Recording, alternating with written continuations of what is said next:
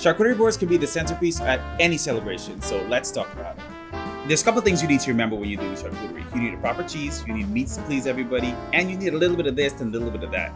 So 3 types of cheeses to remember. My favorite to use for our hard cheese is a Pecorino. It's nice and sharp, it's young, and try to get the ones that lace with truffle. We have a Molotano truffle cheese that'll keep it a little bit more expensive, keep your guests thinking ooh and ah that you did a great job on this. The next one is the one in the middle, the Taleggio cheese. Taleggio is one of those cheeses that will ooze on your board and smell great and feel great. The last cheese that you want to think about is your soft cheese. The world famous Brie, it spreads like butter, it goes great with everything.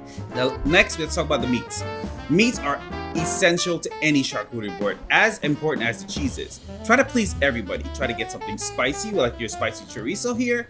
Try to get something that everybody's familiar with, like a delicious prosciutto, and get a Genoa salami or a pepperoni.